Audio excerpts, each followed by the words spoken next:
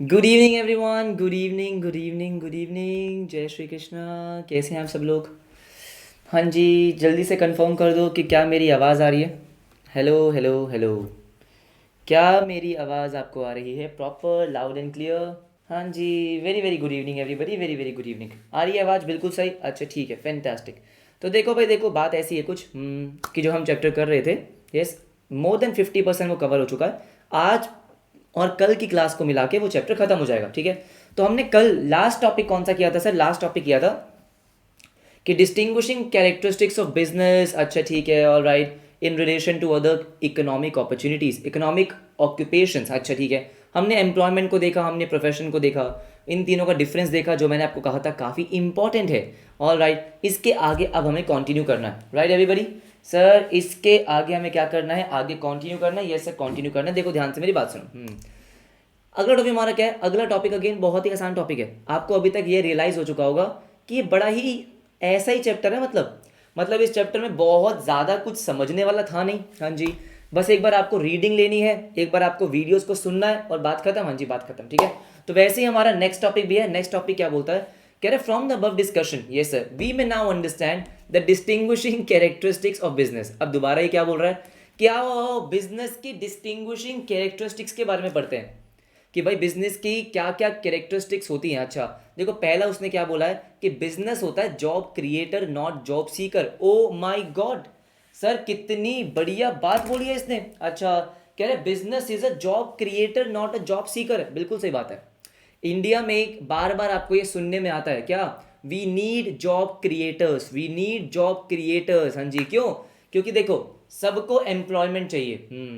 किसी ने कोई डिग्री ले ली, कोई एजुकेशन कंप्लीट करा, सबको जॉब चाहिए। हाँ जी, जॉब चाहिए। अब जॉब मिलेगी कहाँ से? जब बिजनेसेस डेवलप होंगे, जब और कंपनीज आएंगी, तभी तो और जॉब आएंगी। हाँ, इसलिए क्या बोला गया कि जब आप अपना बिजनेस कर रहे होते हो तो क्या होता है सर? बिजनेस कर रहे हो तो आप लोगों को जॉब देते हो। जैसे जैसे बिजनेस बड़ा होता जाएगा वैसे आप ज्यादा जॉब्स क्रिएट करते हो। एवरीबडी यस सुनो। हाँ, बात तो सही है। सब बात में दम है। हाँ जी, बात में दम है। अच्छा ठीक है, ठीक है, ठीक है। देखो ध्यान से क्या बोल रहा है कि भाई business is job creator. Business as an institution is a source of sustenance directly to the business owner. Sir क्या है कि जो बिजनेस होता है सर, यस सर, वो आप ओनर्स की बात कर लो, अच्छा, एम्प्लॉयज की बात कर लो, और या फिर all those who derive opportunities from it. Sustenance का मतलब क्या होता है यहाँ पे? सस्टेनेंस का मतलब होता है कि ये इन सारे लोगों को सस्टेन करता है। हाँ, लिविंग प्रोवाइड करता है। हाँ, पैसे मिलते हैं। बिल्कुल सही बात है, ये सुनो। तो क्या बोला गया? देखो, इस पैराग्राफ में इंपॉर्टेंट कुछ भी नहीं है। हेडिंग इंपॉर्टेंट है सर, हेडिंग इंपॉर्टेंट है। हाँ जी बिल्कुल, कि जॉब क्रिएटर हूं मैं, जॉब सीकर नहीं हूं मैं। अच्छा, बस वही इंपॉर्टेंट है। हाँ जी, वही इंपॉर्टेंट है। कह रहे बिजनेस एज एन इंस्टीट्यूशन वो क्या करता है सर? अपने आप को सस्टेन करता है, ठीक है। अपने एम्प्लॉयज को, बिल्कुल सही, आसपास के और लोगों को, अगर जिनको भी वो अपॉर्चुनिटीज प्रोवाइड करता है। देखो ध्यान से मेरी बात सुनो। अगर आप कोई बिजनेस फॉर्म करते हो, हाँ, तो आप सिर्फ एम्प्लॉयज को सैलरी पे नहीं कर रहे हो, आप और भी बाकी लोगों के लिए पैसे बना रहे हो। जैसे ट्रांसपोर्टेशन के लिए।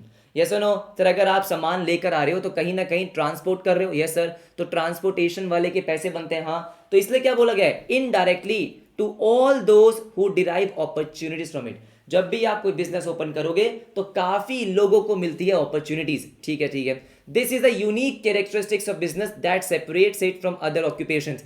सर ऐसा एम्प्लॉयमेंट में नहीं होता, लेकिन प्रोफेशन में तो होता है। अगर मैं कल को अपनी सीए फर्म ओपन कर लूं, मान लो आपने सीए क्वालिफाई किया, हम दोनों ने मिलकर क्या करा, चलो यार सीए फर्म ओपन करते हैं। तो जब हम सीए फर्म ओपन करेंगे तो ऑब्वियस सी बात है सर, हम भी तो एम्प्लॉयज को हायर करेंगे। यस, है ना। नॉर्मल अकाउंटिंग करने के लिए हमने क्या करा सर? हमने बीकॉम ग्रेजुएट्स को हायर कर लिया। ऐसा होता है? हाँ जी, ऐसा होता है, राइट। नॉर्मल नॉर्मल काम करने के लिए, ठीक है, ठीक है। तो क्या मैं एम्प्लॉयमेंट प्रोवाइड नहीं कर रहा हूँ सर? बिल्कुल कर रहा हूँ। अरे बिल्कुल कर रहा हूँ, बिल्कुल कर रहा हूँ। लेकिन वो क्या बोल रहा है? कह रहे उतनी नहीं करते आप क्या कह रहे? देखो, कह रहे yes yes yes, professionals in practice, हाँ जी, may also generate some employment. अच्छा, but certainly not in numbers that business is capable of generating। कि बिजनेस में ज्यादा होती है, यस सर, यस, बिजनेस में ज्यादा होती है और प्रोफेशन में कम होती है। ये बात तो सही है, ठीक है। सेकंड क्या बोलता है? सेकंड में कुछ इंपॉर्टेंट चीजें वो डिस्कस करेंगे। हाँ, डिस्कस करेंगे। कह रहे इट प्रोवाइड्स मोमेंटम, हाँ जी, to economic growth and development. तो सबसे पहले मुझे यहाँ पे ये समझना है कि इकोनॉमिक ग्रोथ क्या है। लाइट आ गई, शुक्र है सर। इकोनॉमिक ग्रोथ क्या है और इकोनॉमिक डेवलपमेंट क्या है? एवरीबडी फटाफट से मुझे बताओ बेटा, क्या इन दोनों में कोई डिफरेंस होता है क्या? हेलो हेलो हेलो एवरीबडी, सोचो सोचो सोचो।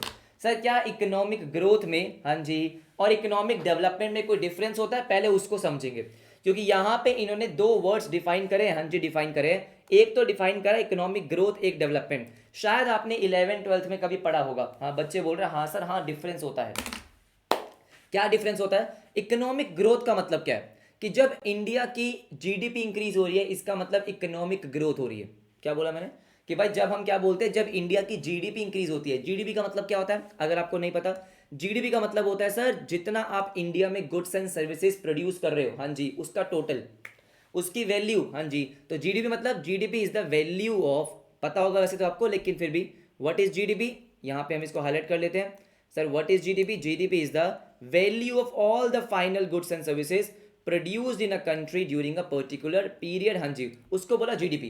तो जब आपकी क्या होती है सर, जब आपकी जीडीपी इंक्रीज होती है, आपने कई बार सुना होगा कि इंडिया की जीडीपी इंक्रीज हो रही है, अगले साल इतने परसेंटेज से इंक्रीज होगी, हाँ, तो इसका मतलब क्या है? इसका मतलब है इकोनॉमिक ग्रोथ। हाँ जी, लेकिन इकोनॉमिक डेवलपमेंट का मतलब क्या होता है?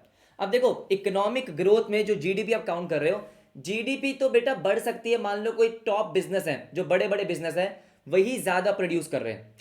मान लो जो बड़े बिजनेस है वो और बड़े हो गए, हाँ जी सर, उनकी एक तरीके से मार्केट शेयर ज्यादा हो रहा है, वो ज्यादा प्रोड्यूस कर रहे हैं, हाँ, लेकिन इसका मतलब क्या हो रहा है? रिच और पुअर में डिस्पैरिटी बढ़ रही है।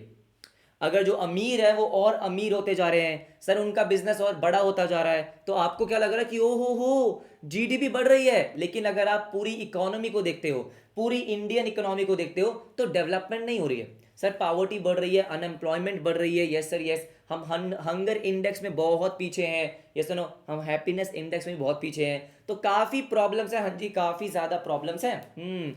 तो डेवलपमेंट तो नहीं हो रही है। तो डेवलपमेंट का मतलब होता है overall growth. Sir overall growth का मतलब क्या होता है? ओवरऑल ग्रोथ का मतलब होता है जब एक्चुअली में जो आपकी इकोनॉमी में लोग हैं उनकी लाइफ्स बेटर हो रही है। Sir improvement in the quality of lifes of its people, उसको बोलते हैं इकोनॉमिक डेवलपमेंट। क्या बोलते हैं सर? Economic development. हाँ जी, इकोनॉमिक डेवलपमेंट। कि मान लो जैसे फॉर एग्जांपल स्टार्टिंग में क्या था, स्टार्टिंग में इंडिया में एग्रीकल्चर बहुत ज्यादा था। उसके बाद इंडस्ट्रीज का डेवलपमेंट हुआ, बिल्कुल सही बात है। सर्विस सेक्टर का डेवलपमेंट हुआ, हाँ, इसको क्या बोलते हैं? इसको बोलते हैं sir diversification of economies capabilities. तो इकोनॉमिक डेवलपमेंट किस तरीके से डिफाइन किया है? हाँ जी सर, इकोनॉमिक डेवलपमेंट डिफाइन किया, देखो देखो देखो, कह रहा है ग्रोथ मेरली मीन्स, ये इंपॉर्टेंट है सर, कह रहा है growth merely implies increase in GDP. अच्छा, लेकिन economic development implies diversification of economic capabilities and improvement in the quality of life. ओ ये बात है, हाँ जी बिल्कुल सही sir. Diversification of economic capabilities का मतलब क्या हो गया कि एज एन इकोनॉमी जो हमारी कैपेबिलिटीज हैं, हाँ सर, मैं उसको डाइवर्सिफाई कर रहा हूं। अगर मैं पहले सिर्फ एग्रीकल्चर सेक्टर में इन्वॉल्व था, अब मैं इंडस्ट्रीज में आ रहा हूं, मैन्युफैक्चरिंग में आ रहा हूं, सर्विस सेक्टर में आ रहा हूं, हाँ जी, तो मैं क्या कर रहा हूं sir? As an economy diversify कर रहा हूं, यस सर यस, ठीक है। जो अभी हम करते हैं, फॉर एग्जांपल अगर हम टेक्नोलॉजी की बात करें, यस सर, तो टेक्नोलॉजी में अब आर्टिफिशियल इंटेलिजेंस की बात कर लो, इलेक्ट्रिक व्हीकल्स की बात कर लो, इसको बोलते हैं डाइवर्सिफाई करना। बात समझ में आ गई? अच्छा ठीक है सर, ठीक है, ऑल राइट। तो इसका मतलब क्या है? इसका मतलब ये है कि जो बिजनेस है, it provides momentum to both economic growth as well as development. देखो इकोनॉमिक ग्रोथ तो हो गई, अगर आप बिजनेस करोगे तो आप गुड्स एंड सर्विसेज प्रोवाइड करोगे, बिल्कुल सही बात है। अगर गुड्स एंड सर्विसेज प्रोवाइड करोगे तो इकोनॉमिक ग्रोथ तो हो गई। इकोनॉमिक डेवलपमेंट कैसे होगा? बिल्कुल सही, कैसे होगा? सिंपल है। सर आप पैसा कमाओगे, हाँ जी बिल्कुल सही, ठीक है।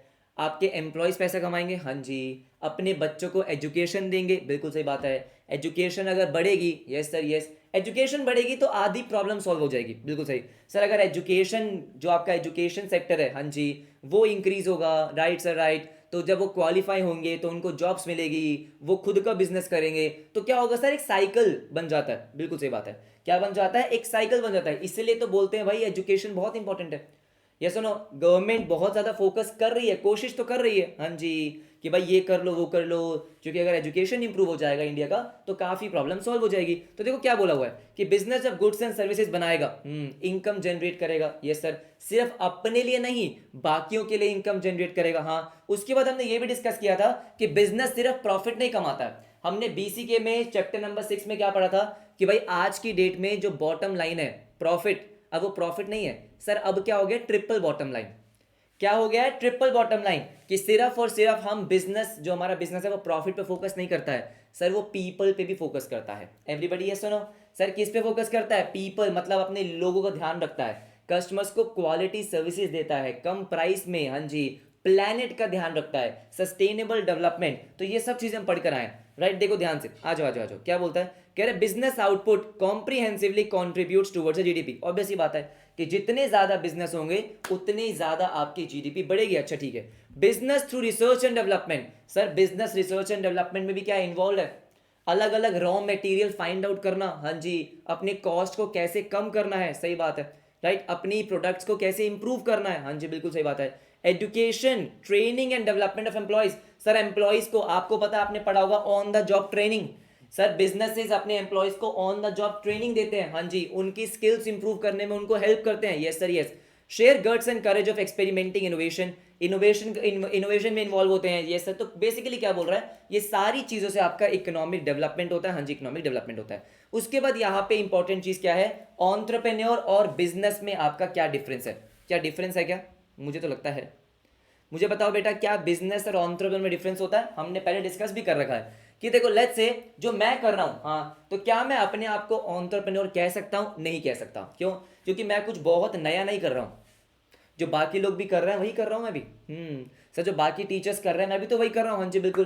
तो क्या मैं अपने आप को एंटरप्रेन्योर कह सकता हूं, मैं नहीं कह सकता हूं, राइट एवरीबॉडी, बिल्कुल नहीं कह सकता, हाँ जी बिल्कुल। लेकिन मैं अगर कुछ ऐसा नया कर दूं जो कभी भी एजुकेशन सेक्टर में नहीं हुआ है, तो मैं हो जाऊंगा एंटरप्रेन्योर। इसका मतलब मान लो कोई ऐसी प्रॉब्लम है, जो सॉल्व कर दी मैंने, जो पहले कोई और सॉल्व नहीं कर रहा था, सर एक ऐसी प्रॉब्लम जो मैंने सॉल्व कर दी, हाँ जी बिल्कुल सही बात है, या मैंने कुछ ऐसा इनोवेशन इंट्रोड्यूस कर दिया, तो मैं क्या बोलूंगा सर, मैं बोलूंगा अपने आप को एंटरप्रेन्योर। तो इसका मतलब जो एंटरप्रेन्योर्स होते हैं उनमें कुछ चीजें होती है, क्या, उनका प्रॉब्लम सॉल्विंग एटीट्यूड, कि भाई वो किसी प्रॉब्लम को सॉल्व करने के लिए बिजनेस कर रहे हैं, इनोवेशंस में इन्वॉल्व होते हैं। बिजनेस का क्या है बेटा, अगर मैं कल चाय की दुकान खोल के बैठ जाऊंगा तो वो बिजनेस है, मैं बिजनेसमैन बनूंगा, मैं एंटरप्रेन्योर नहीं बनूंगा।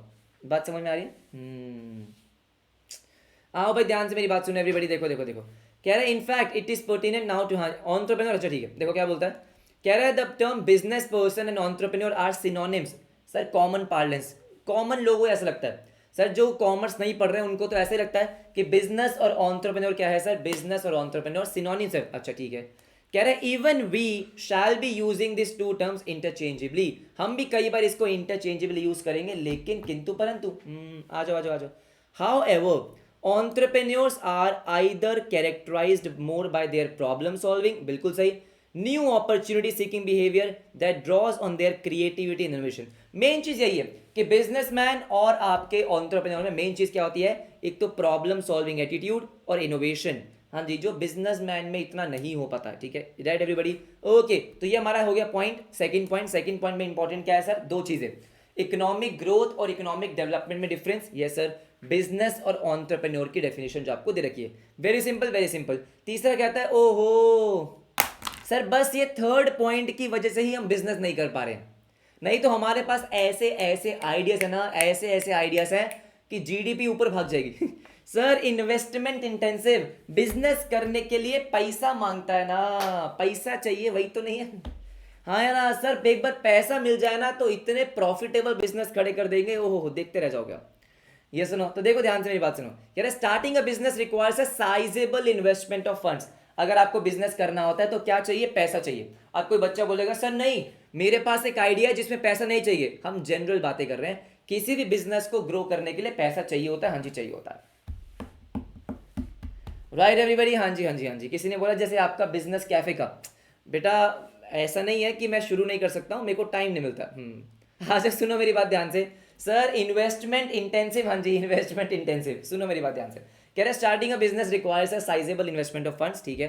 एकोमोडेशन, भाई कहाँ करोगे बिजनेस, सर क्या जगह चाहिए आपको, हाँ जी हाँ जी हाँ जी, जगह तो चाहिए ना भाई, आपको बेसिकली ऑफिस चाहिए या फैक्ट्री चाहिए या कोई भी जगह चाहिए, आपको कोई भी बिजनेस करने के लिए चाहिए जगह, हाँ जी बिल्कुल चाहिए। Accommodation, plant and machinery, sir inventories, काफी चीजों के लिए आपको चाहिए होता है पैसा, और पैसा हमको मिलता नहीं है ना, हाँ ठीक है, ओके ओके, देखो ध्यान से, कह रहे इन अकाउंटिंग, इन्वेस्टमेंट, इन्वेस्टमेंट का मतलब अकाउंटिंग में आ गया बेटा ये ठीक है, कह रहा है अकाउंटिंग पढ़ लेते हैं, बीसी के तो बेकार है कह रहा है इन अकाउंटिंग, हाँ इन्वेस्टमेंट का मतलब क्या होता है? इन्वेस्टमेंट का मतलब होता है sum of fixed assets and net current assets. चलो यही पढ़ लेते हैं, थोड़ा इंटरेस्टिंग हो जाएगा। कह रहा है इन्वेस्टमेंट का मतलब होता है fixed assets and net current assets. मैं आपको एक सिंपल सी बात बताऊं, हाँ जी, इन्वेस्टमेंट का मतलब अकाउंटिंग सेंस में होता है कैपिटल एम्प्लॉयड।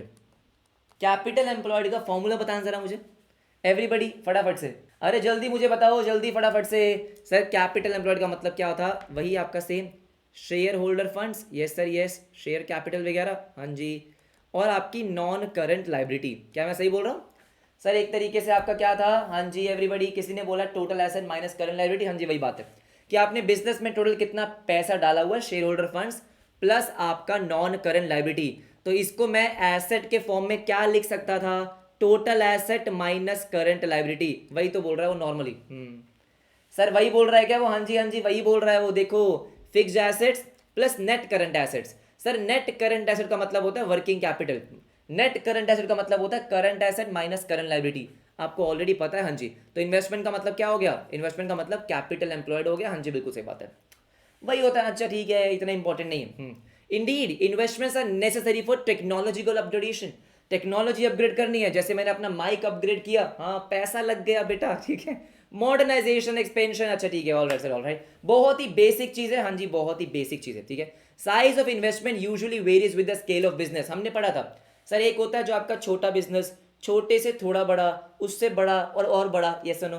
तो जितना बड़ा आपका बिजनेस होगा उतना आपको पैसा चाहिए होगा, बिल्कुल सही बात है। कह रहा है इसीलिए इंडिया में अलग अलग कैटेगरीज है, जैसे माइक्रो, स्मॉल, मीडियम, लार्ज, हाँ जी बिल्कुल सही, राइट। इसको डिफाइन किया हुआ, लेकिन डेफिनेशन हमारे सिलेबस में नहीं है कि भाई अगर आपने इतना इन्वेस्टमेंट कर रखा है बिजनेस में और इतना आपका बिजनेस का टर्नओवर है तो वो माइक्रो है, फिर वो स्मॉल है, मीडियम है, ठीक है, इंपॉर्टेंट नहीं है। Defined with respect to the size of investment, अच्छा ठीक है कोई दिक्कत नहीं है। तो बेसिकली कहने का बात क्या है? कहने की बात यही है कि भाई आपको बिजनेस करने के लिए पैसा चाहिए होता है, ठीक है। देखो क्या बोला है, कह रहे it is believe that and it is practically true that lack of investable funds, sir lack of investable funds और capital is a strong barrier to start a business. क्या आप फील कर पा रहे हो? हाँ, अगर आज मेरे पास होते बेटा 5 या 10 करोड़ रुपए, हाँ, तो मैं पक्का बिजनेस कर रहा होता। ठीक है सर, मैं कोई बहुत ही बढ़िया बिजनेस करता, हाँ जी बिल्कुल सही बात। अच्छा राइट एवरीबॉडी, हाँ ठीक है ठीक है ठीक है, लेकिन फिर मैं आपको पढ़ाता कैसे? अच्छी बात है, नहीं है मेरे पास, ठीक है। सुनो ध्यान से सर, इट इज़ बिलीव्ड, हाँ जी, कि हमारे पास पैसे नहीं है, हाँ जी, इसलिए हमारा सबसे बड़ा जो बैरियर है वो यही है। बात तो सही है, ठीक है। Any form of business requires investment. मुझे बताओ बेटा, क्या इसने बहुत ही बेसिक बातें बोली है?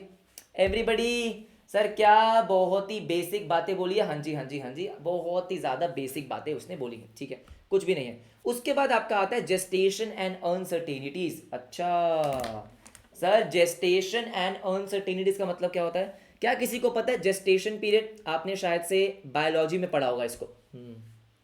Gestation, anybody? It's a biological term कि जब कोई प्रेग्नेंट होता है, हाँ जी ठीक है, तो जब कोई प्रेग्नेंट होता है तो क्या होता है बेटा? धीरे धीरे धीरे बेबी डेवलप होता है ना सर? धीरे धीरे क्या होता है? बेबी डेवलप होता है over the period of 8 to 9 months। हाँ, उस पीरियड को हम क्या बोलते हैं? Gestation period. So it's a biological term. हाँ, और अगर हम इसको जनरल सेंस में यूज करेंगे तो जेस्टेशन का मतलब क्या हो गया कि भाई कोई भी चीज डेवलप होने में टाइम लेती है। जैसे अगर मुझे आज क्या चाहिए सर? अगर आज मैं पेड़ लगाऊंगा, अच्छा क्या लगाऊंगा? पेड़ लगाऊंगा, तो आज या कल में ही मुझे फ्रूट्स नहीं मिलेंगे sir. It takes time, everything takes time to develop. Sir पेड़ लगाओगे, वो धीरे धीरे बड़ा होगा, फिर आपको उसके फ्रूट्स मिलेंगे, हाँ, तो उसको हम क्या बोलते हैं सर? उसको हम बोलते हैं जेस्टेशन पीरियड। हाँ जी, जेस्टेशन पीरियड, राइट। फार्मिंग में भी यूज होता है कि भाई फार्मिंग में भी ऐसे नहीं है कि आज आपने सर सीड्स बो करे हैं, अच्छा ठीक है, सीड्स आपने सो करे हैं और क्या हो गया, कल आपके पास सर बढ़िया से क्रॉप्स आ गई, नहीं ऐसे नहीं होता है। इट टेक्स टाइम, हाँ जी, इट टेक्स टाइम, ठीक है। तो बिजनेस को क्या बोला गया कि ऐसा नहीं है आज आपने बिजनेस चालू किया और कल आपके बैंक अकाउंट में 1 करोड़ की सेल्स। अरे ऐसा नहीं होता ना, ऐसा नहीं होता, इट टेक्स टाइम। और दूसरी बात ये है, बिजनेस आपका अनसर्टेन भी है, हाँ, जो हम बोल रहे हैं इट टेक्स टाइम, हाँ जी। कुछ कुछ बिजनेस में क्या हो सकता है सर कि टाइम ही लगता रहेगा लेकिन पैसा नहीं आएगा। सर क्यों? क्योंकि बिजनेस बहुत ज्यादा अनसर्टेन है। हमने पढ़ा था क्या? अनसर्टेनिटी, जब हमने एंटरप्रेन्योरशिप पढ़ी थी sir, factors of production, business economics, entrepreneurship, क्या पढ़ा था कि भाई बिजनेस बहुत ज्यादा अनसर्टेन होता है। एंटरप्रेन्योर जो प्रॉफिट अर्न करता है, that profit is because of क्योंकि वो अनसर्टेनिटी को बियर करता है। तो वही चीज़ें यहाँ पे लिखी हुई है ना। याद आ गया बेटा, रिवाइज कर लिया, बहुत अच्छी बात है। देखो कह रहा है investment takes time to fructify, time लगता है फल मिलने में, अच्छा ठीक है। और investment takes time to bring in the profits, जो आपने बिजनेस में इन्वेस्टमेंट करा टाइम लगता है, हाँ जी बहुत टाइम लगता है, ठीक है। इट इज अनसर्टेन, ये पहली बात तो अनसर्टेन है कि जो आपने इन्वेस्टमेंट करी है उस पर आपको रिटर्न मिलेगा या नहीं मिलेगा, वाह क्या बात है, हाँ जी। Whether it will yield the returns as expected और नॉट। अच्छा फॉर एग्जांपल, एग्जांपल पढ़ते हैं बेटा इनका, क्या बोलता है ये एग्जांपल, बोलता है कि it will take time to construct and operate a hotel. भाई अगर आपको एक कोई होटल ओपन करना है, अच्छा ठीक है, तो क्या होगा, होगा ये कि आप उसको कंस्ट्रक्ट करोगे, फिर उसको स्टार्ट करोगे, हाँ जी, धीरे धीरे लोग आना शुरू होंगे, ये सुनो, आप अपनी कॉस्ट रिकवर करोगे, बहुत चीजें होंगी, हाँ। Before it is open for occupancy, अच्छा ठीक है।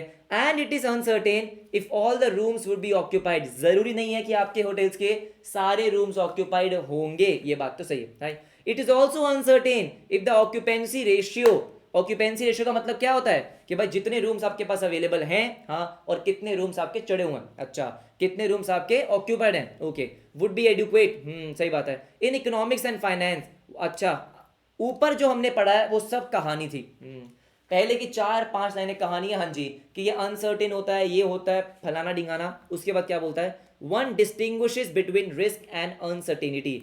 कोई भी बच्चा इसके आगे नहीं पढ़ेगा, और मुझे बताओ फटाफट से रिस्क और अनसर्टेनिटी में क्या डिफरेंस होता है, क्योंकि मैं आपको बिजनेस इकोनॉमिक्स में पढ़ा कर आया हूं।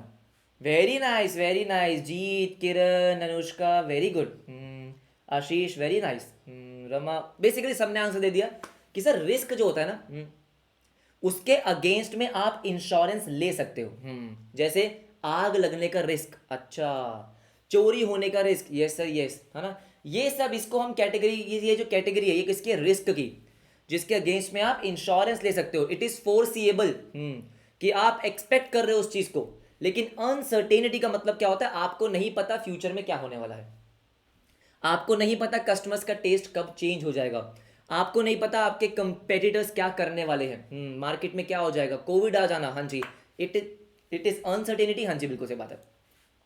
कह रहे risk can be calculated in advance, बिल्कुल सही बात है, फोरसीएबल रिस्क, हाँ जी।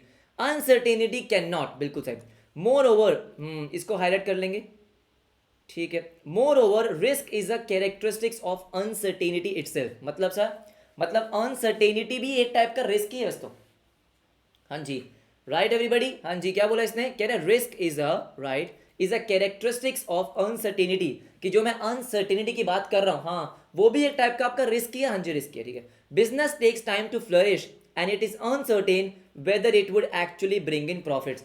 एक ही लाइन को पता नहीं इसने कितनी बार लिख दिया है, इट इज अनसर्टेन कि पैसा कमाओगे नहीं कमाओगे, अरे पता है रे हमको, अच्छा ठीक है, right everybody, okay okay okay. इसके बाद क्या बोलता है सर, नेक्स्ट पॉइंट क्या बोलता है, मुझे एक बात बताओ, सर मैं अब काफ़ी टाइम से पढ़ा रहा हूँ, हाँ जी काफ़ी टाइम से पढ़ा रहा हूँ, मेरा कल रात को मैं सोया और मैं सुबह उठा और मैंने बोला छोड़ो यार अब ये सब बिजनेस करते हैं, और मैं निकल गया बेटा बिजनेस करने, और मैंने बिजनेस स्टार्ट कर दिया सर एक दिन हम उठे, हाँ एक दिन मेरे को रात को सपना आया बेटा, मैं सो रहा था और मेरे को सपना आया कि हार्दिक टीचिंग के साथ साथ कुछ बिजनेस भी शुरू कर दो, टीचिंग को छोड़ना नहीं है कभी, हाँ, लेकिन उसके साथ साथ एक बिजनेस भी शुरू कर दो, लाइव जिंगल वाला। तो मैंने क्या किया, मैं सुबह उठा, मैं गया और कोई मुझे दुकान दिखी और मैंने अपना बिजनेस शुरू कर दिया। सर क्या ऐसे होता है, ऐसे नहीं होता है, अरे ऐसे होता है क्या, नहीं ऐसा नहीं होता। अगर आपको बिजनेस स्टार्ट करना है तो उसका बेटा एक प्रॉपर प्रोसेस होता है। प्रोसेस का मतलब क्या होता है कि भाई फॉर एग्जांपल अगर आपको बिजनेस रन करना है तो वहाँ पे प्रोडक्शन डिपार्टमेंट, आपका finance department, sales department, marketing department, operations department, HR department, tech department, sir ये सारे अलग अलग फंक्शंस होते हैं और आपको इन सब के बीच में क्या करना होगा, एक प्रोसेस डेवलप करना होगा। ये सुनो, जैसे फॉर एग्जांपल, हाँ जी सर मेरी एक एप्लीकेशन है, हाँ जी बिल्कुल सही बात है, तो मैं क्या कर रहा हूँ सर, जब मैं मान लो अपने किसी भी कोर्स की मार्केटिंग कर रहा हूँ, तो मैं उसका लिंक अपने यूट्यूब के कमेंट सेक्शन में डाल देता हूँ, बिल्कुल सही बात है, वहाँ से एप्लीकेशन पे बच्चा जाता है, हाँ जी राइट, वो लिंक सही होना चाहिए सर, एप्लीकेशन में बच्चा जाता है, उसमें अगर उसको कुछ पूछना होता है तो वो एप्लीकेशन पे मैसेज करता है, उसको वहीं पे रिप्लाई मिलता है, वो वहीं पे पेमेंट करता है। जैसे ही आप पेमेंट करते हो आपको एक इनवॉइस रिसीव होता है, जैसे ही आपको इनवॉइस रिसीव होता है आपको एश्योरिटी हो जाती है कि हाँ कोर्स की पेमेंट हो गई है। इनवॉइस आने के बाद आपको डाउट्स के ग्रिप का लिंक मिल जाता है, हाँ, तो ये पूरा एक प्रोसेस है। सर ये तो मेरे बहुत छोटा सा एग्जांपल है, क्योंकि बिजनेस छोटा सा है। सर ये छोटा सा एग्जांपल है, लेकिन इसका भी पूरा एक प्रोसेस है। हाँ जी, पूरा का पूरा एक प्रोसेस है।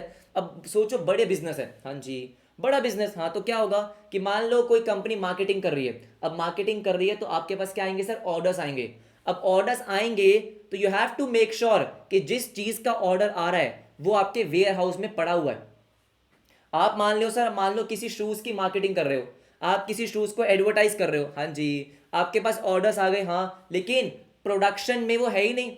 सर प्रोडक्शन डिपार्टमेंट ने वो शूज बनाया ही नहीं है, हाँ, जिंगल लाला हो गया काम। हाँ या ना सर, कर लो मार्केटिंग। भाई प्रोडक्शन डिपार्टमेंट और मार्केटिंग डिपार्टमेंट और सेल्स डिपार्टमेंट तीनों में लिंक ही नहीं है, प्रोसेस ही नहीं है ना।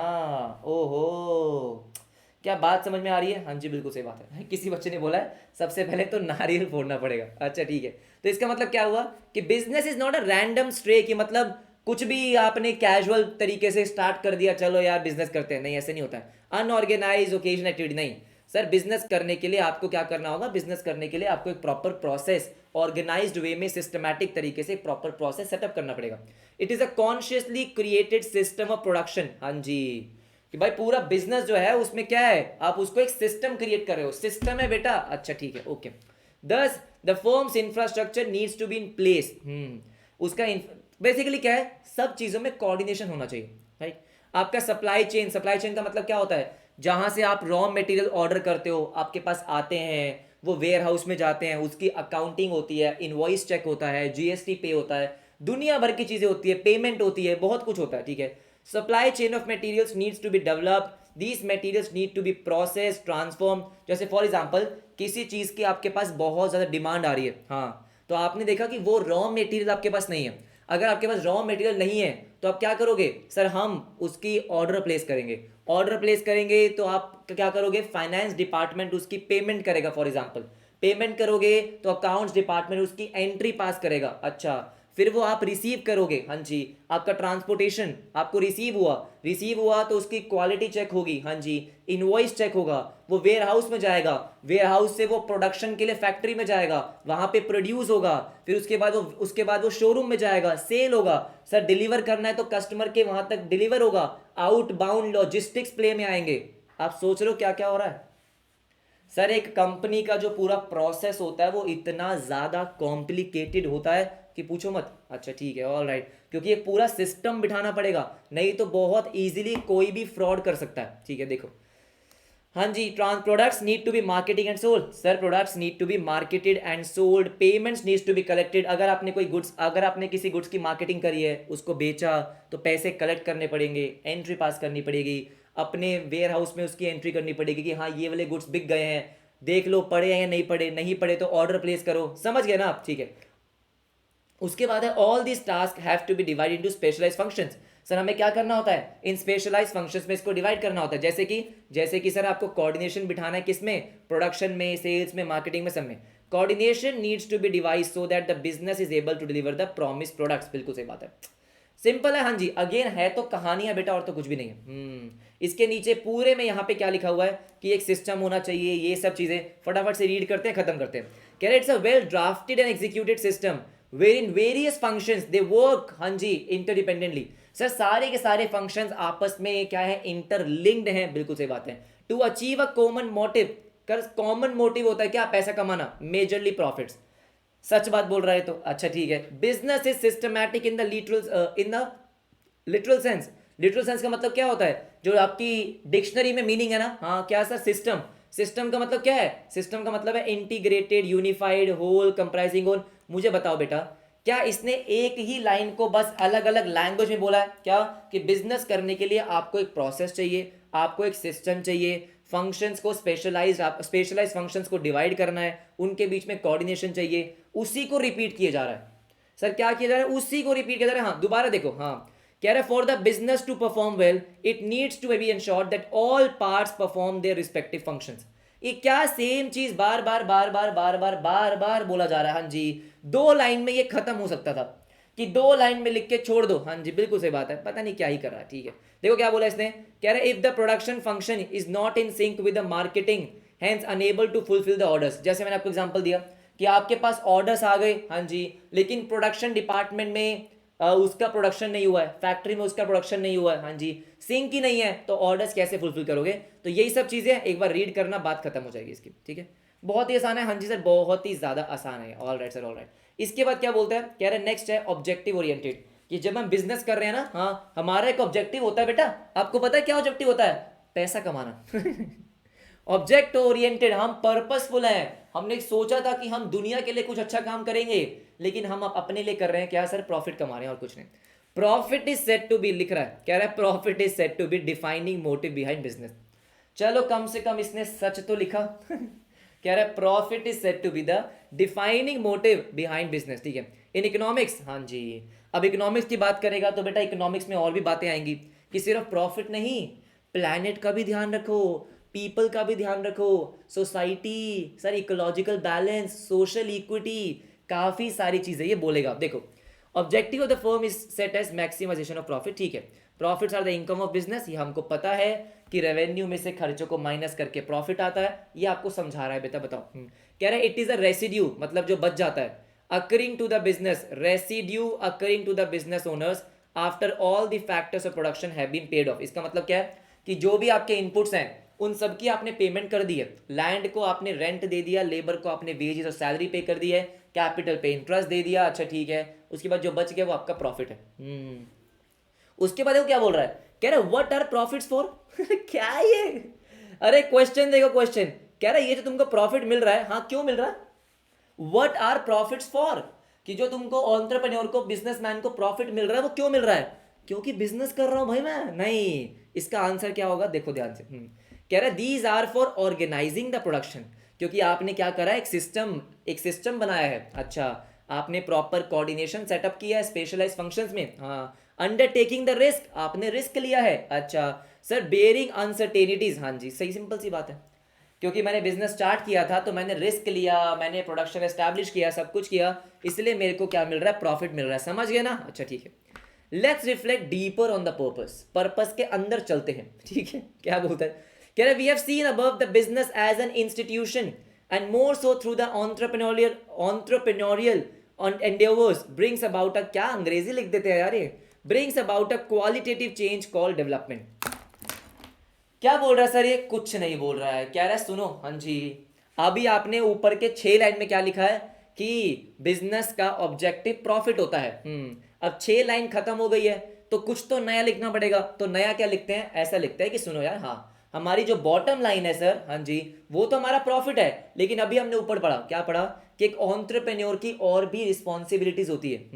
Entrepreneur is responsible, businessman is responsible for economic development, हाँ, तो भूल मत जाना उसको।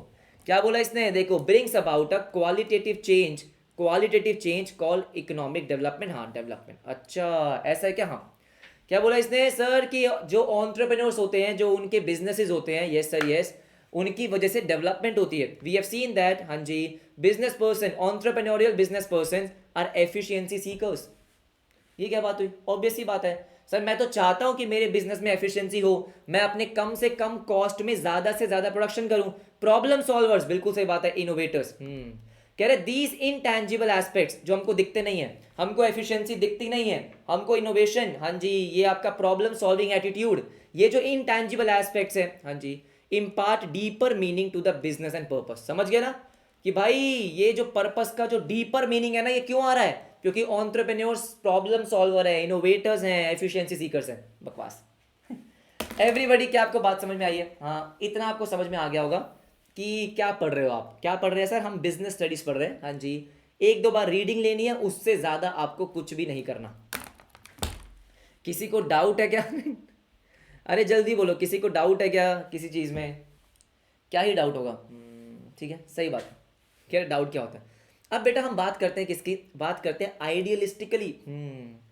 आइडियल सिचुएशन क्या होनी चाहिए? अच्छा, कह रहे आइडियलिस्टिकली क्या होना चाहिए? Business must lead the world towards मोर। अब देखो जो जो अंग्रेजी इन्होंने लिखी है, कह रहा है egalitarian, participative, collective prosperity that is sustainable for generations. मतलब इनको कितना मजा आ रहा होगा ना, हाँ, कि यार क्या लिखे। इन्होंने क्या किया, मैं आपको बताऊं इन्होंने क्या किया। इन्होंने बेसिकली सस्टेनेबल डेवलपमेंट के सिनोनिम्स ढूंढे। क्या ढूंढे?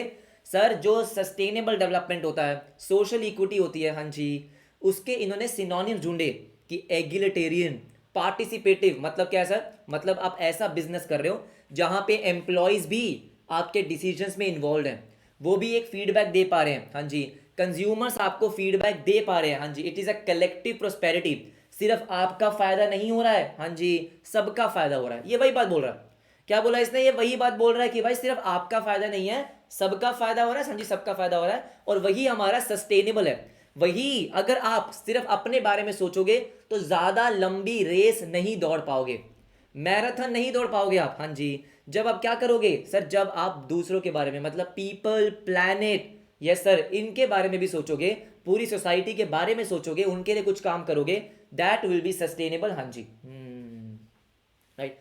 कह रहा था आइडियल कॉरेस्पॉन्ड्स टू द, देखो सिंपल सर, क्या सस्टेनेबल डेवलपमेंट, अरे यही चीज पहले लिख देता भाई तू, हाँ जी, राइट। अच्छा अच्छा, देखो देखो देखो सर, क्या ये आपको याद आ रहा है क्या, प्रॉफिटेबिलिटी, पीपल, प्लैनेट, अरे याद आ रहा है क्या आपको, हेलो हेलो हेलो, जल्दी बोलो, याद आ रहा है आपको, हाँ sir, triple bottom line, exactly, triple bottom line, triple bottom line इन्होंने यहाँ पे लिखी है कि भाई बिजनेस के, हाँ जी, बिजनेस को बेसिकली इन तीनों के बारे में सोचना होता है, उसका जो फोकस है इन तीनों चीज पे होना चाहिए, पैसा भी कमाना है, पीपल मतलब अपने कंज्यूम, अब जो स्टेक होल्डर्स है, स्टेक होल्डर्स जो है उनके बारे में सोचना भी है, उनके लिए काम भी करना है, यस सर यस, और प्लैनेट भी, मतलब सर जो इकोलॉजिकल बैलेंस है, आपका एनवायरनमेंट है, उसको भी प्रोटेक्ट करना है, हाँ जी, बिल्कुल सही बात है, कंजर्व करना, ठीक है, ऑल राइट, और कुछ भी नहीं है, और कुछ भी नहीं है, ठीक है, आ जाओ आ जाओ आ जाओ आ जाओ सर। इसके बाद क्या आता है, इसके बाद आता है concept elaboration number 1, objectives of business,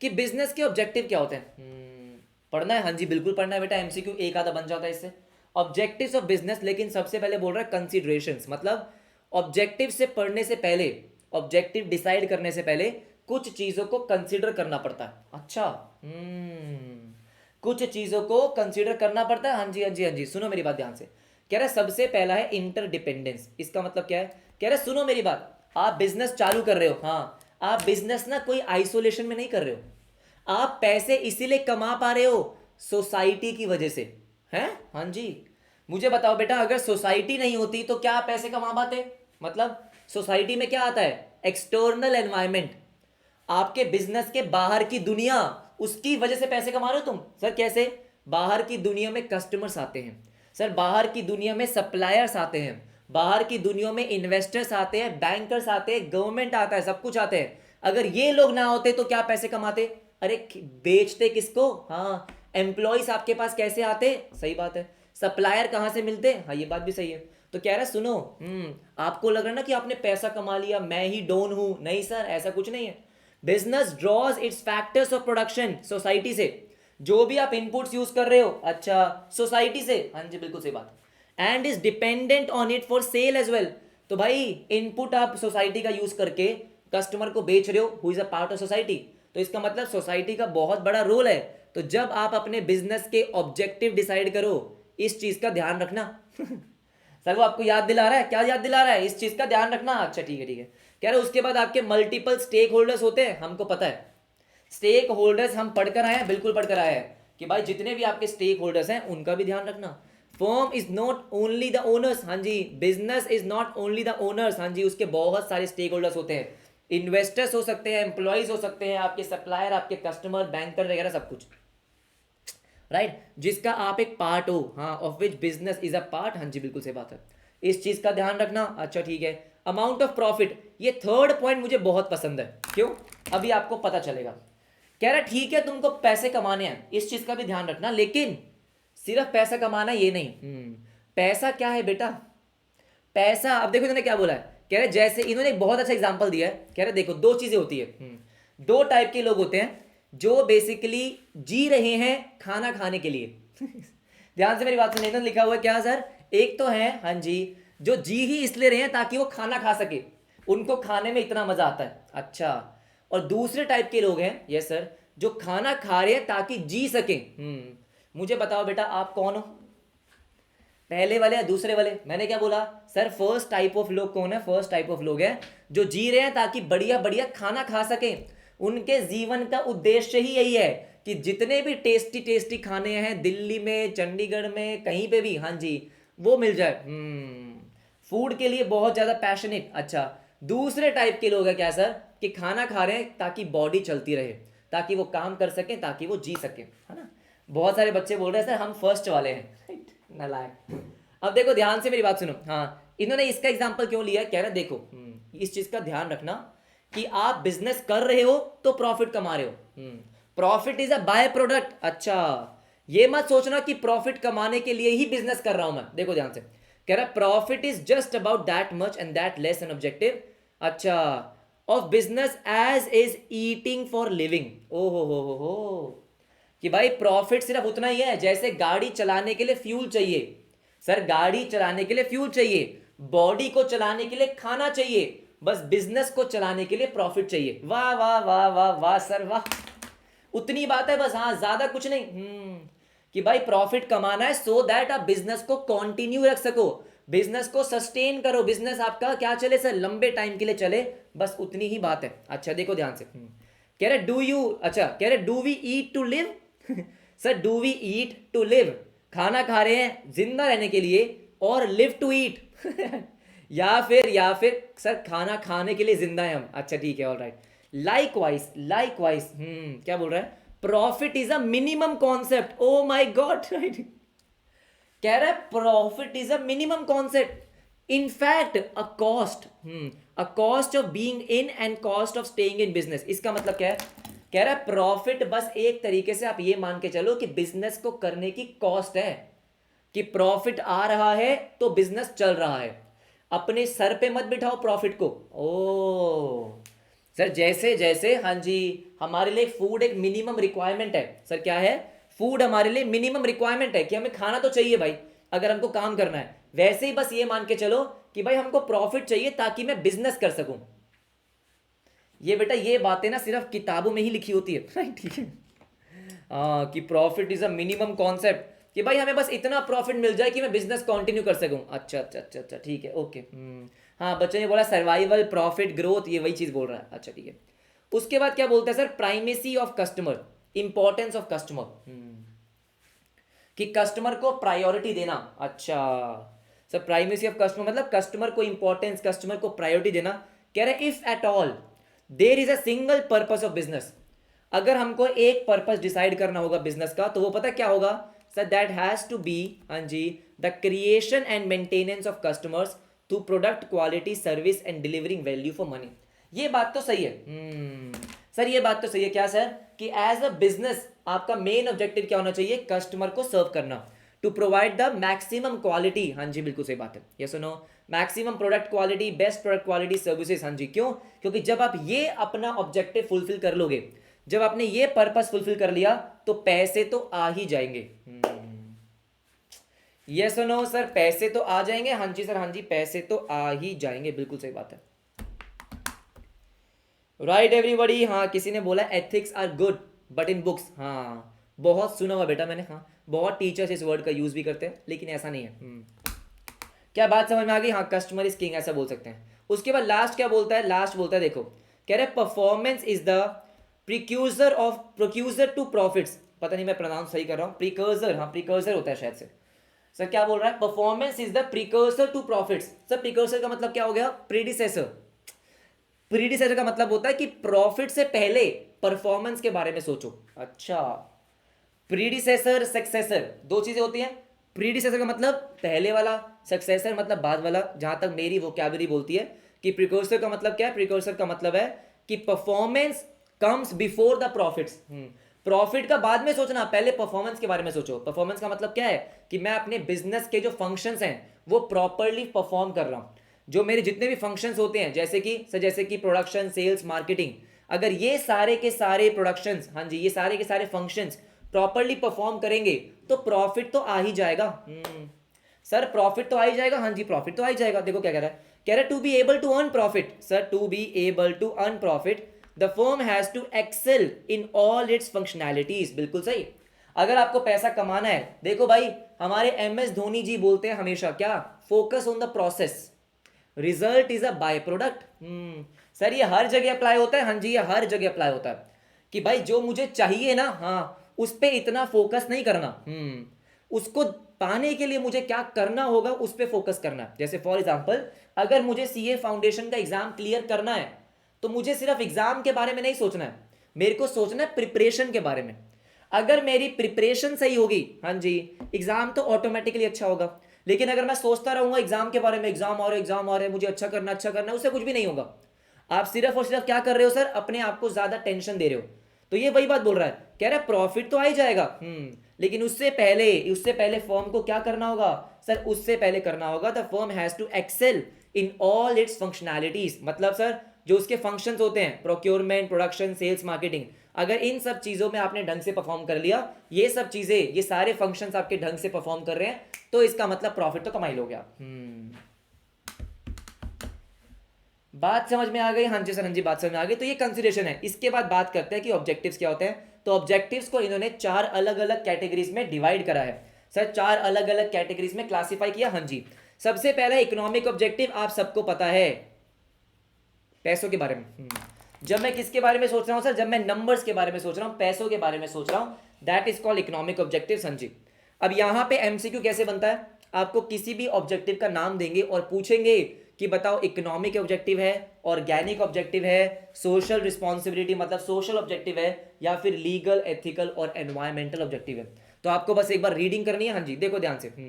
क्या बोल रहा है, कह रहा है इकोनॉमिक ऑब्जेक्टिव में आपका क्या आता है, सेल्स। हाँ जी, बिल्कुल सही, कि मेरे को इतनी सेल्स करनी है, मुझे इतना प्रॉफिट कमाना है। Return on investment, yes sir, जो पैसा आपने अपने बिजनेस में लगा रखा है, बेशक वो शेयर होल्डर्स का है या फिर आपके लॉन्ग टर्म बोरोइंग्स का है, जो भी है, हाँ जी, उस पर आप कितना रिटर्न जनरेट कर रहे हो। एफिशिएंसी, कम से कम कॉस्ट में मुझे ज्यादा से ज्यादा प्रोडक्शन करनी है, that is called efficiency. Yes और नो, अच्छा ठीक है। अचीविंग मोर फ्रॉम लेस, हाँ जी। इकोनॉमिक वैल्यू एडेड, शायद आपने पढ़ रखा होगा सर, इकोनॉमिक वैल्यू एडेड का मतलब क्या होता है कि लेट्स से मैंने कहीं से लोन लिया 10% का, हाँ जी, उस 10% को मैं क्या बोलता हूं, कॉस्ट ऑफ कैपिटल। अगर लेट्स से मैंने कहीं से भी लोन लिया है और उस पर 10% का इंटरेस्ट है, हाँ जी सर 10% का इंटरेस्ट है, तो 10% को हम क्या बोलते हैं, कॉस्ट ऑफ कैपिटल। हाँ, तो मुझे सर क्या करना है, मान लो मैंने 1 लाख का लोन लिया, हाँ, तो मुझे क्या करना है, मुझे I have to make sure कि मैं 1 लाख रुपए पे कम से कम 10% से ज्यादा रिटर्न जनरेट कर रहा हूं, तभी तो वैल्यू ऐड कर पाऊंगा मैं अपने बिजनेस में। सोचो सोचो, मैंने सर 1 लाख रुपए बोरो किए कहीं से, ठीक है सर, ठीक है, और 1 लाख बोरो किए, उस पर 10% का इंटरेस्ट देना है मुझे, that is cost of capital. तो 1 लाख पे 10,000 का तो खर्चा है, हाँ, तो I have to make sure कि मैं उन 1 लाख रुपए का यूज करके 10,000 से ज्यादा पैसे कमा रहा हूं, उसको हमने क्या बोला, इकोनॉमिक वैल्यू एडेड। बिल्कुल सही बात है, ठीक है, ठीक है। Profit in excess of cost of capital, ठीक है। मार्केट शेयर, तो ये बहुत ही कॉमन है, अगर इनमें से कोई भी आ जाएगा तो आप इजीली आइडेंटिफाई कर लोगे कि हाँ ये तो इकोनॉमिक ऑब्जेक्टिव है, क्योंकि यहां पे बात हो रही है प्रॉफिट की, यहां पे बात हो रही है रिटर्न की, मार्केट शेयर की, sales, profit, ROI, efficiency, economic value added और आपका मार्केट शेयर, ये तो आप पहचान लोगे। हाँ, इसके बाद है ऑर्गेनिक ऑब्जेक्टिव्स। ऑर्गेनिक मतलब जो बिजनेस का इनहेरेंट ऑब्जेक्टिव है, कि भाई ये जनरल ऑब्जेक्टिव है, ये तो आपको फुलफिल करने ही पड़ेंगे। अच्छा, जैसे कि सर्वाइवल, यहां पे हम प्रॉफिट वगैरह की बात नहीं कर रहे हैं, हम बिजनेस के ओवरऑल ऑब्जेक्टिव की बात करते हैं, ठीक है सर। क्या बोला गया, सर्वाइवल, हाँ जी सर्वाइवल। भाई सबसे पहले तो ये देख लो कि कॉस्ट कवर हो रही है। सर्वाइवल का मतलब क्या होता है कि जितनी आपकी कॉस्ट है उसको कवर कर लो, नहीं तो बिजनेस हो जाएगा शट डाउन। हाँ जी। हेल्थ, यहां पे हेल्थ किसकी बोल रहा है सर, हेल्थ बोल रहा है अपने एसेट्स की, अपने ह्यूमन रिसोर्सेज की। एसेट्स मतलब मान लो आपके पास जो एसेट्स हैं वो इतने पुराने हो गए हैं, हाँ जी, इतने पुराने हो गए हैं कि भाई अब उनकी एफिशिएंसी नहीं है, इतने पुराने हो गए हैं कि प्रोडक्शन ढंग से नहीं हो रही है, कॉस्ट बहुत ज्यादा आ रही है, हाँ, बिजनेस बंद होना है। हेल्थ का मतलब क्या है, age of assets, yes sir. Fitness of human resources, बिल्कुल सही बात है। क्या बोला इसने, फिटनेस ऑफ ह्यूमन रिसोर्सेज, हाँ जी। भाई जो आपके ह्यूमन रिसोर्सेज हैं उनकी फिटनेस, फिटनेस का मतलब फिजिकल फिटनेस की बात नहीं कर रहा है वो, ओवरऑल फिटनेस की बात कर रहा है कि आपके बिजनेस के लिए क्या वो फिट हैं, जो लोग आपको चाहिए वही लोग आपके पास हैं, या बस आपने जबरदस्ती से एम्प्लॉय कर रखा है, ठीक है।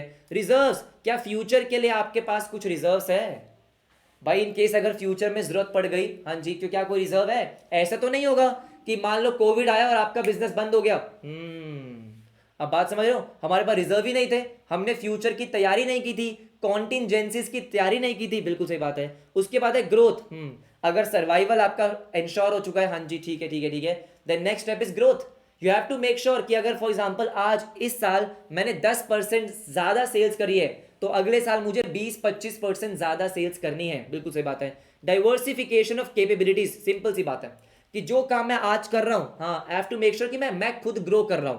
फॉर एग्जाम्पल अगर आज मैं सीए फाउंडेशन पढ़ा रहा हूं तो मेरी कैपेबिलिटीज का डाइवर्सिफिकेशन क्या होगा कि मैं अब अगली बार इंटरमीडिएट पढ़ाऊंगा। ये सुनो, अगर मैं अकाउंट्स पढ़ा रहा हूं तो मेरा टारगेट है कि मैं एक टाइम पे जाके फाइनेंस भी पढ़ा रहा हूंगा, टैक्सेशन भी पढ़ा रहा हूंगा इंटरमीडिएट स्टूडेंट्स को। बिल्कुल सही बात है, राइट। अच्छा, तो ये आपका ऑर्गेनिक ऑब्जेक्टिव है। जैसे मैंने आपको बोला, याद तो करना नहीं है, कहीं लिख के तो आना नहीं है, रीड करना है, एमसीक्यू आएगा टिक लगा देंगे। बहुत सिंपल है, हाँ जी बहुत सिंपल है, ठीक है। उसके बाद है सोशल रिस्पॉन्सिबिलिटीज। सोसाइटी की वजह से पैसा कमा रहे हो, हाँ, तो आपकी कुछ सोशल रिस्पॉन्सिबिलिटीज बनती है, बिल्कुल बनती है। क्या है? Community service. ओहो, कम्युनिटी, जो आपकी कम्युनिटी है उनको सर्विस दो भाई। कुछ अच्छा काम करके दिखाओ, हाँ, मे बी एजुकेशन में कुछ करके दिखाओ। आप क्या कर सकते हो, आप कुछ बच्चों की एजुकेशन स्पॉन्सर कर सकते हो। बहुत पैसा है तो कोई स्कूल ओपन कर दो, हाँ या ना, बात तो सही है। हेल्थ के बारे में सोचो, अपने एम्प्लॉयज के हेल्थ के बारे में। पब्लिक के आप क्या कर सकते हो, हेल्थ कैंप लगा सकते हो, वीकली चेकअप आपने फ्री करवा दिया, कुछ भी कर सकते हो आप। अच्छा ठीक है, sanitation, heritage conservation, community support during calamities, disaster. आपके एरिया में सीएसआर बच्चे बोल रहे हैं, हाँ बिल्कुल सही बात है कि सर आजकल क्या होता है, आजकल कंपनीज में सीएसआर होता है। सीएसआर का मतलब होता है कॉर्पोरेट सोशल रिस्पॉन्सिबिलिटीज। भाई कंपनीज को, हाँ जी, कुछ परसेंटेज सोसाइटी के लिए खर्च करना ही पड़ता है, कुछ काम सोसाइटी के लिए खर्च करना ही पड़ता है। हाँ जी बिल्कुल सही बात है। ये सुनो सर, अगर मान लो आपके आसपास के एरिया में कोई नेचुरल डिजास्टर हो गया है तो आपकी वहां पे रिस्पॉन्सिबिलिटी बनती है सपोर्ट करने की, ठीक है। Specific responsibility towards employees, sir employees के लिए, इन्वेस्टर्स के लिए। तो बेसिकली क्या बोल रहा है कि जो आपके स्टेक होल्डर्स हैं, हाँ जी, स्टेक होल्डर्स के लिए आपको सर आपकी कुछ रिस्पॉन्सिबिलिटी बनती है, हाँ, वो आपका सोशल ऑब्जेक्टिव है। क्या है? Social objective. उसके बाद लास्ट में क्या आता है, लीगल, एथिकल एंड एनवायरमेंट। इसका मतलब क्या है कि आपको पता है कि आपके कंपनीज पे कुछ रूल्स एंड रेगुलेशंस अप्लाई होते हैं, कुछ लॉस अप्लाई होते हैं, तो आपको उनको कंप्लाई करना पड़ेगा, उनको फॉलो करना पड़ेगा। क्या आप उनको फॉलो कर रहे हो? ऐसा तो नहीं है कि आप वॉलेशन कर रहे हो। बात समझ रहे हो? हाँ जी, क्या आप जीएसटी टाइम पे कर रहे हो? जीएसटी में कोई फ्रॉड तो नहीं हो रहा? हाँ जी, इनकम टैक्स में कुछ नहीं हो रहा है? Yes sir. एम्प्लॉयज की सैलरी टाइम पे जा रही है, प्रोविडेंट फंड उनका प्रॉपरली बन रहा है? Yes no. रिटायरमेंट के लिए आप उनका फंड्स बना रहे हो? तो बहुत सारी और चीज़ें होती है, हाँ जी, बहुत सारी और चीज़ें होती हैं कि भाई आपके जो ऑफिस है, हाँ जी, उसमें फायर एक्सटिंग्विशर्स है या नहीं है, हाँ जी, एस्केप रूट है या नहीं है, अगर आग लग गई तो क्या होगा।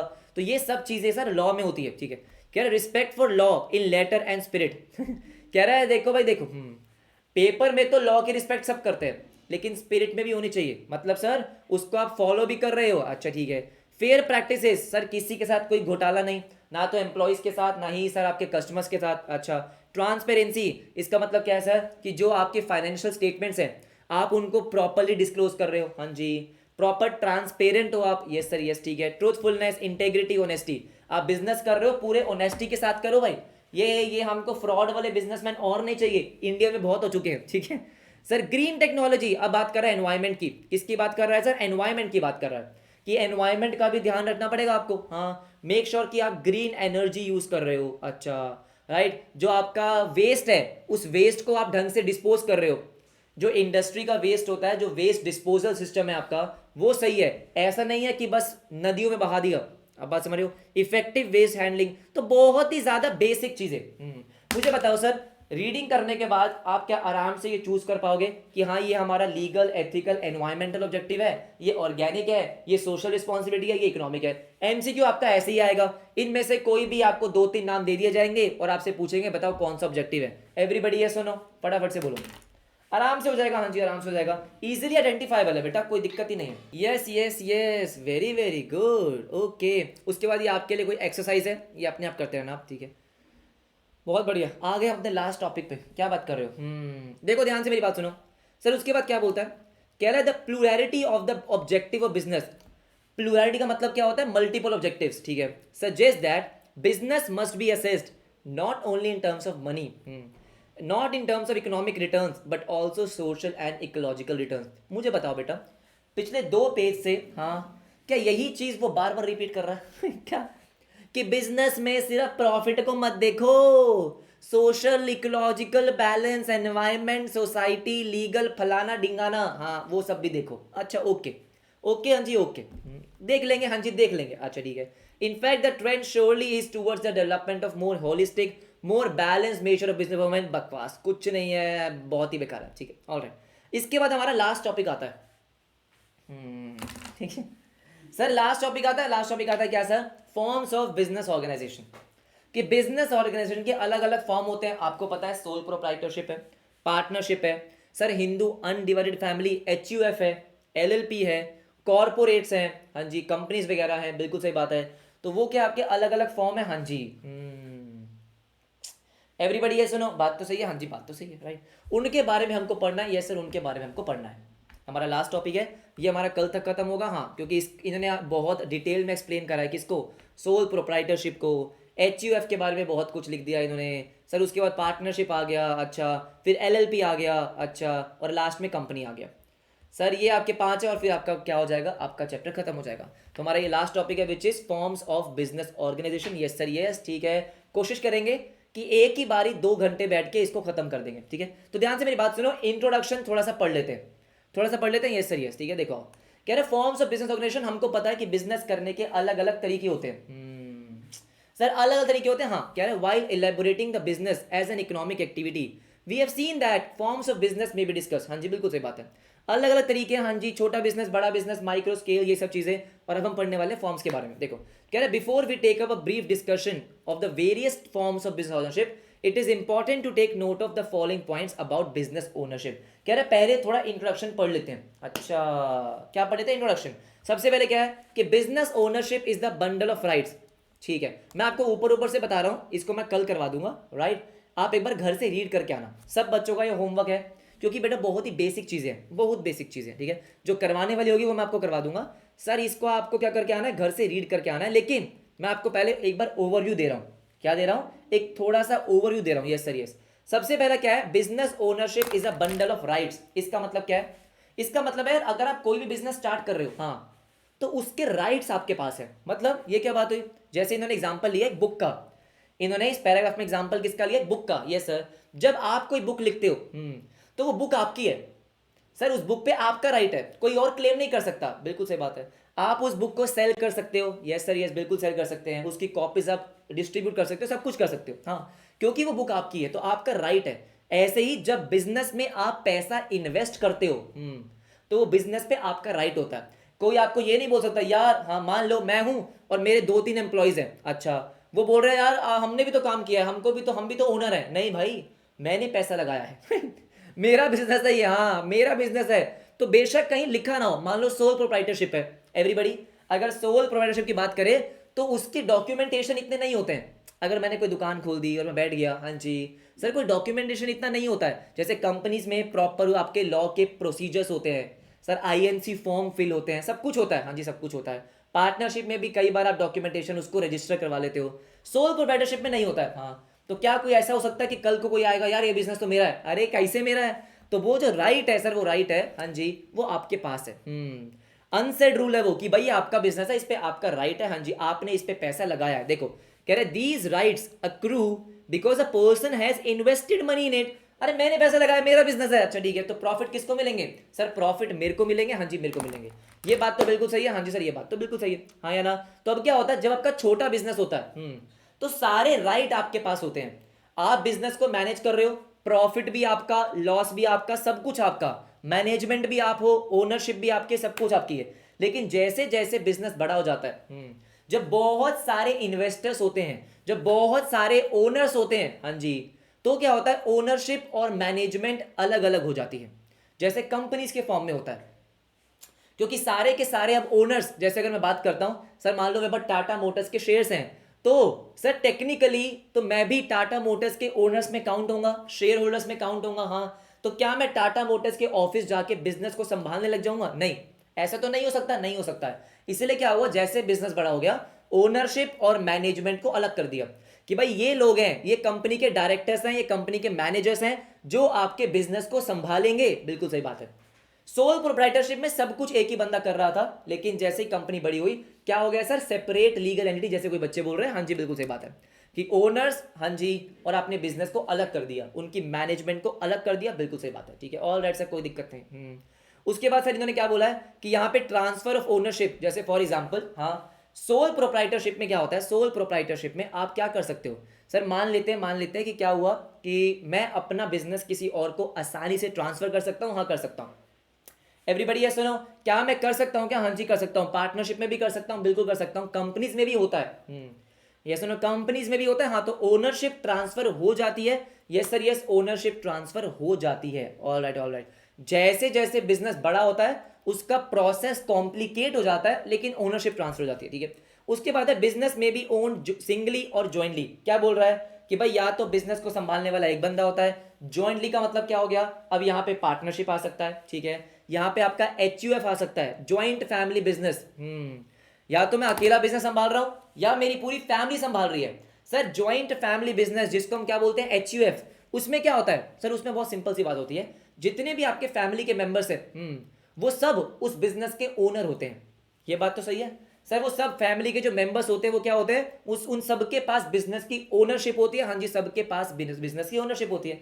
ये बात तो सही है। तो आपको क्या बोला गया, देखो, अ बिजनेस में बी ओन सिंगली, हाँ, एज अ सोल प्रोप्राइटर, अच्छा, else it be organise as a partnership, अच्छा, या फिर कंपनी, हाँ जी कंपनी, सर कुछ भी हो सकता है, हाँ जी कुछ भी हो सकता है, पार्टनरशिप में है, कंपनी में है, HUF में है, कहीं पे भी है, हाँ जी कहीं पे भी है, ठीक है।